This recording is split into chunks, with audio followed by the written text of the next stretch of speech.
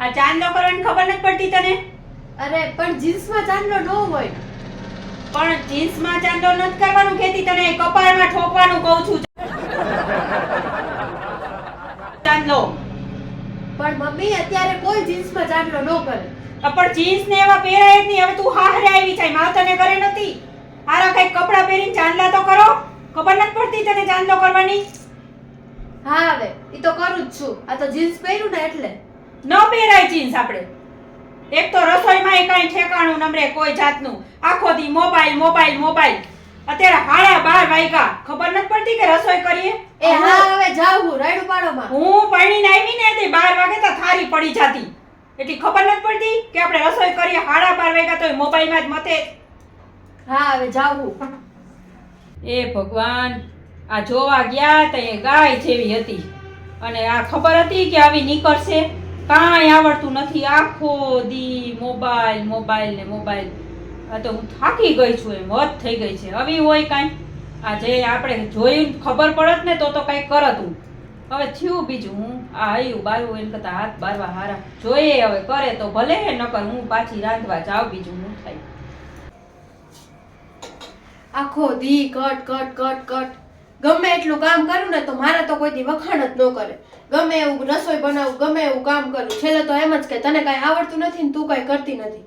મેં એને કાંઈ કામ કરવા નથી દીધું તોય આખો દી એમ જ કે તું કાંઈ કરતી નથી, તું આમ કરસ, તું તેમ કરસ. કંટાળી ગઈ છું હવે આ ડોસીથી તો. આખો દી એને પાણી પીવું હોય ને તોય સેટીએ આપું, તોય કોઈ દી મારી કદર જ ન કરે. અને હમણાં જો ઈ આવશે ને એટલે અમને બેને કેમ બધાવા ને ઈ જ વિચારતા હશે. હમણાં અમાર બેયનું બાંધવાનું કરશે અને નીચે ઓલી ડોહી ભેગી બેહવા જાય ને ઈ બધા એની વહુની પંચાયત કરે ને એમ જ આ ન્યા જઈને કરશે અને પછી અહીંયા આવીને મારી હારે બાંધશે. અને જ્યારે લગ્ન કરીને આવી ને ત્યારે તો એમ કહેતા હતા કે તું મારી વહુ નહીં, તું તો મારી દીકરી જ છો. હવે વહુની જેમ રાખે ને તોય સારું. આખો દિવસ કચ કચ કચ. હા હવે કટ કટ કટ કટ કરમાં છાનમુની કામ કર. હું તારી હાહુ છું, તું મારી વહુ છો. તું જરાક સમજાય જરાક. હમણાં બહુ કટ કટ કટ કરમાં ને હમણાં મારો દીકરો આવશે ને તો એને કહીશ બધુંય. હા હવે ઈ તો અમને ખબર જ છે કે ઈ આવશે ને એટલે તમે અમને બધાવશો. કોઈ દી એક ટક અમને શાંતિથી જમવાય નથી દીધું. જ્યારે ઈ આવે ને એટલે ચાલુ થઈ જાય. કેવા હે હાવા તો. એ પાણી તો ગુડ કઈ નહીં પાણી પાણી કરું છું કે તરસી માર નાખવી છે હવે. હા આલ્યો પાણી. એક વાર પાણીનું બોલ્યા નથી. કેટલી વાર મેં તને કીધું. કેટલું ખોટું બોલો તમે. હા માયગું તું, તને તરસી માર નાખવી છે. આટલું બધું ખોટું ન બોલાય. તમે એક વાર માંગ્યું નથી, તમે માંગો ને એટલે હું આપી જ દઉં તમને. આ બહુ સારું. હવે બક કરમાં જાજુ. તમારે આને માથાકૂટ કરવા તો હું જાવ જ છું હવે. જો થઈ ગઈ તમારી જીવને શાંતિ હવે. ચાંદલો કરી લીધો, સાડી પહેરી લીધી, થઈ ગઈ તૈયાર. હા ઈ તો થાય જ ને. ઈ તો હું કામ પહેરી મને ખબર છે. ઓલો આવવાનો છે ને એટલે પહેરી હોય. એવું કાંઈ નથી. મારે મંદિર જવું તું ને એટલે મેં સાડી પહેરી. અત્યારે ખરા તતડીયાનું કયું મંદિર ખુલ્લું છે? ત્યાં મંદિરે જવું છે. મંદિર તો બધાય ખુલ્લા જ હોય, તમારે જવું નથી ક્યાંય. હા અત્યારે હોય મંદિર ખુલ્લા અને રાંધવાનું કર્યું છે. હા રસોઈ થઈ ગઈ, તમે જમી લેજો, હું જાઉં મંદિરે. હા જમી લેજો, એટલું જ કેવું જ. આ થાળી કાઢીને ન રખાય. હા તો તમે એટલું ન કરી શકો. હવે હું તમને જમાડું હું.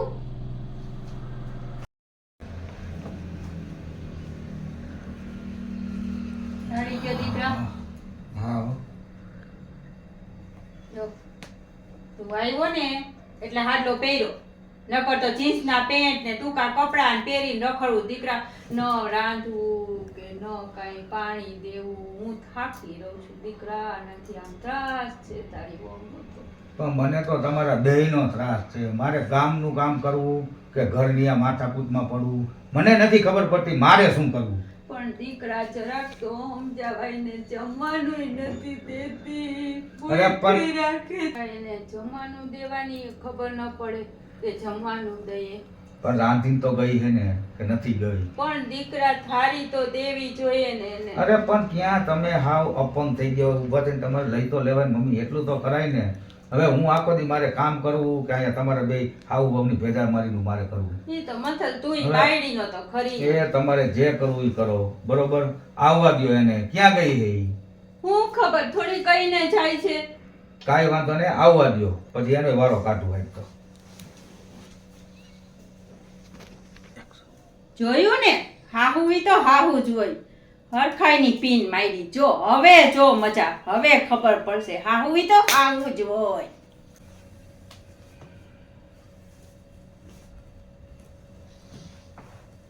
ક્યાં ગઈ હતી? મંદિરે. અત્યારે શું મંદિરે છે? લે દર્શન કરવા ગઈ હતી ભગવાનના. અને તે આજે તે જીન્સનું પેન્ટ પહેર્યું હતું? ના આવે, તમને કોણે કીધું આવું? બા કહેતા હતા. અરે બા તો બધુંય કે ઈ આપણને બેયને ઝઘડવા જ માંગે છે, એટલે ઈ ગમે ઈ કે. એટલે કે આટલું બધું ખોટું થોડું બોલતા હોય, કાંઈક તો એમાં હકીકત હોય ને કે તે જીન્સનું પેન્ટ પહેર્યું જ હોય તો જ કીધું હોય ને, બાકી એમનેમ થોડા કહે ઈ. હા, હવે તમે મમ્મીનું જ માનશો, મારું તો કાંઈ માનશો જ નહીં. નથી પહેર્યું એકવાર તો કહું કે મેં નહોતું પહેર્યું એમ. અને તું એનું કઈ કામ નથી કરતી, કાંઈ ચીંધું નથી કરતી ને હામું તું બોલસ, તું એને ખાવાનું નથી કરી દેતી, જમવાનું રસોઈ કાંઈ નહીં કરવાનું તારે. હવે એને મોઢામાં કોડિયા દઉં તો થાય, રસોઈ કરીને ગઈ હતી ઈ હાથે લઈ ન હગે. અરે ભાઈ, પણ તને દેવામાં શું વાંધો છે? એક થાળી દઈને દઈ દેવાય ડોહીને, એટલે એક રામાયણ પતે. પણ મેં એને એમ કીધું કે રસોઈ બની ગઈ, તમને ભૂખ લાગે ત્યારે જમી લેજો, હું જાઉં છું મંદિરે. તો અત્યારે શું મંદિરે જવાની જરૂર હતી? હવે મારે મંદિરે જાવું તોય તમને પૂછીને જવાનું? તો પૂછવું તો પડે ને કે મારે આમ જવું છે તેમ જવું હોય, મને કઈ તો જવાય ને. આ ફોન હું કામ ગુઈડા હે? એ ફોન એટલે જ ગુઈડા, ફોન કરીને કહી દેવાય કે હું અહીંયા જાઉં, ફલાણે જાઉં. અને હું મમ્મીને કહીને જ ગઈ હતી કે હું મંદિરે જાઉં ને હમણાં આવી જાય. હવે એને તો એમ કીધું મને કાંઈ ખબર નથી ક્યાં ગઈ. આ મમ્મી હે ને આપણને બધાવાના ધંધા કરે છે. આ ડોહી તો હે ને બસ બોલવામાં ધ્યાન રાખવી, મારી માં થાય છે એટલે એવી રીતે સભ્યતાથી વાત કરવાની. અને એક વાતની હોવાત ભાઈ, તારે ને મારે ભેગું જ નહીં થાય હવે. તો હા, તો મારે નથી રહેવું આ ઘરમાં. મેં નથી કીધું મારે આ ઘરમાં રહેવું. હું જાઉં છું મારી મમ્મીના ઘરે. હા તો ઝૂંપડો જાઓ. હા તો જાવ જ છું.